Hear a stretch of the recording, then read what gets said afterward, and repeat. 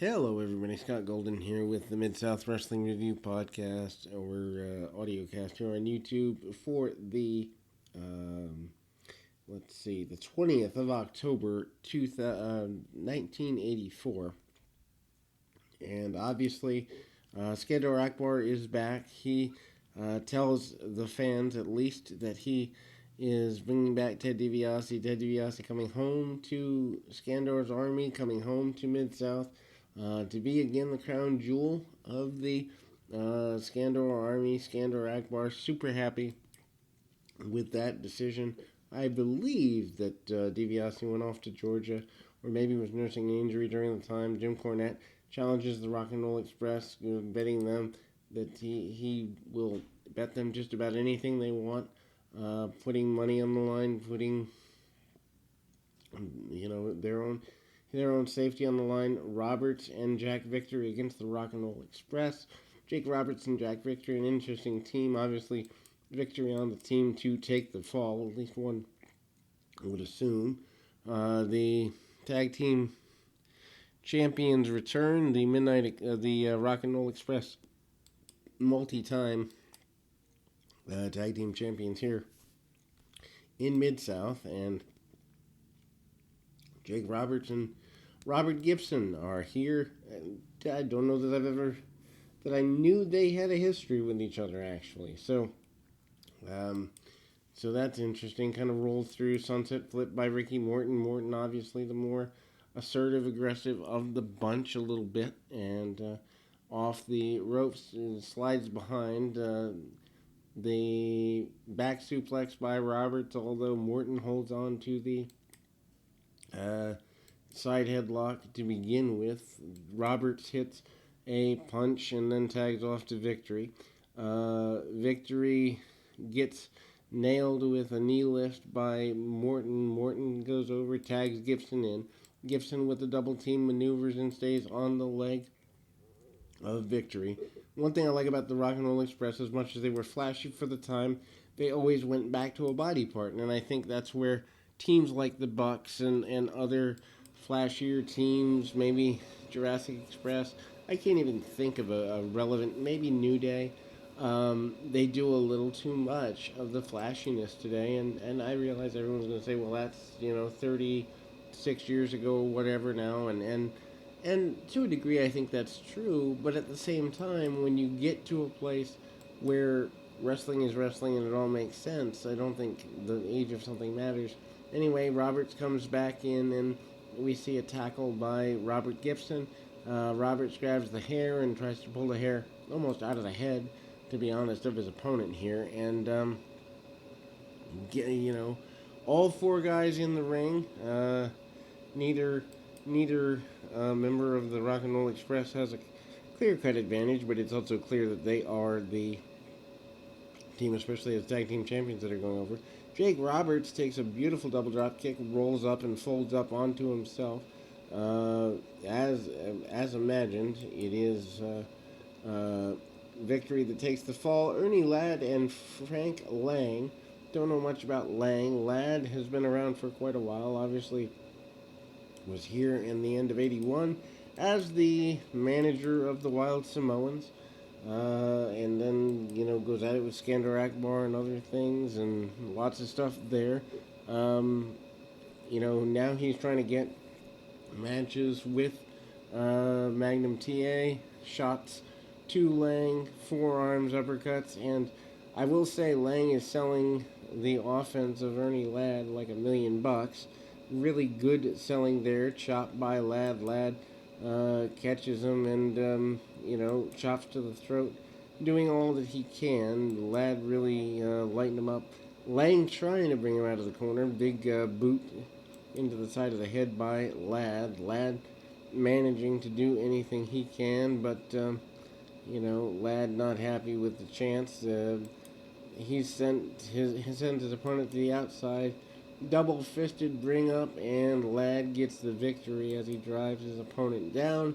Ladd still on a roll, regardless of being an older talent in the area. Chris Adams and Adrian Street for the television title. Street, your champion currently, which I'm still a little curious about in a Watts territory for that angle to really get over surprises me a bit. Anyway, Miss Linda alongside Adrian Street, obviously, and um, the one of the main standard bearers for the world class territory, Chris Adams, coming through in the era end of October of '84. I know that he goes back to world class after a little while, but is a major source of wonderment here for a little while, I'm sure, too. Chris Adams tries to lock up with his adversary, and Miss Linda offers support, encouragement, or distraction, depending on the need of the moment. Um, Adams is reasonably happy, blocks off Street. Street is unhappy, wearing glitter makeup, pinkish purplish tights, and bows in his hair. Obviously, an effeminate gimmick, although he can step on a guy and work a hold. Works over the arm of Adams for quite a bit here, and we kind of see that continue. Rolls through, and a bit of a push there.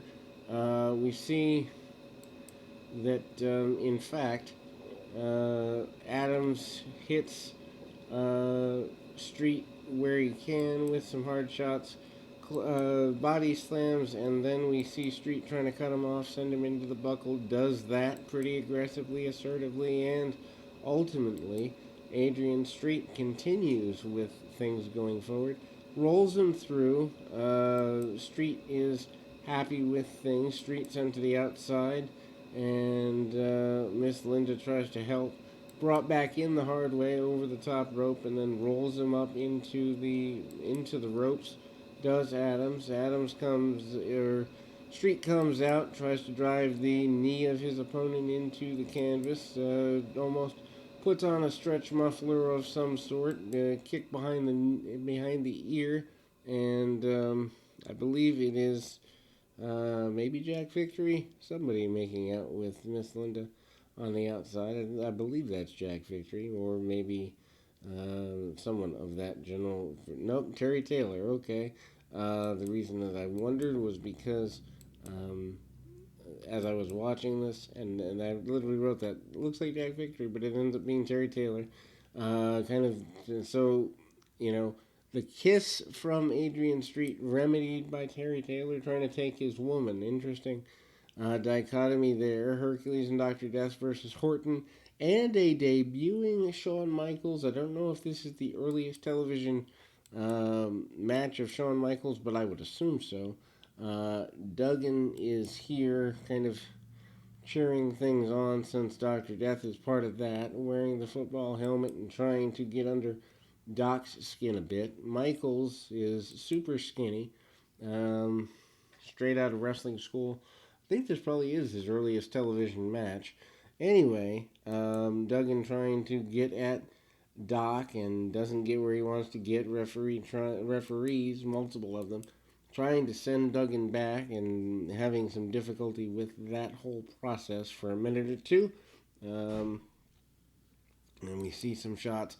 Michaels comes in. Good fundamental wrestling by Shawn Michaels. Gets suplexed on the back of his head by Dr. Death Steve Williams, rather unceremoniously, but you can even see, if you go into the footage, he's smiling after the suplex like he's really thrilled to be there, which I think guys miss sometimes. Yes, kayfabe and looking and selling and making it look like you're, in pain, but also, if you're having a once-in-a-lifetime experience, or it's the beginning of your career, yeah, you're expected to have a little bit of fun in there. Horton getting kicked and stomped by Hercules. Hernandez certainly not wanting to take a backward step. Clothesline, almost a leaping clothesline by Dr. Death on Horton, and then we tag off to Hercules. Hercules hits a couple of shots. Dr. Death comes in, hits a finish. In this case, the finish is, in fact, the Oklahoma Stampede, and Dr. Death gets a victory for his team.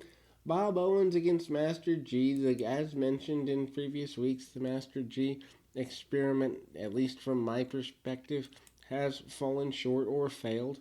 Not everyone feels that way, but he's kind of there and can be carried to a decent enough match, but at the same time, probably not a guy that you want to build around, not a guy that's a big, huge deal. Drop kick by G. G rolls through the arm bar or the arm drag into the arm bar. Hangs on and is pretty aggressive. Drops the knee across the shoulder. Stays on. Master G is as aggressive as can be. No pun intended with the rhyme, but then we see an Irish whip. G with the shoulder tackle, almost like an old Butch Reed, who hasn't been seen in a little bit, and manages to get a victory for himself there. Manages to do that off that shoulder tackle, just like Reed used to do. Anyway, we go to the final match of the day, which is Buddy Landel and Johnny Mantell. Weak way to close the program. Not sure I understand the logic. Nature Boy Buddy Landel bouncing around, though, got a new robe, technicolored. Anyway, Mantell manages to hit a couple of punches. Fans are behind him just because he's the babyface, and Landel such a good heel. Body slam by Mantell, hits a couple of chops along the way. Big back body drop up into the lights goes Landel, who maybe should be a little more concerned with his future than he is, but it is what it is. He ducks out, double underhook suplex by Johnny Mantell, and Mantell manages to stomp on the, I guess you'd say, ankle-ish area of his opponent. And meanwhile, Landel rolls back in. A couple of shots by Mantell, and Mantell comes up with trying to break the fingers into a, I guess you'd say, reverse chin lock, among other things.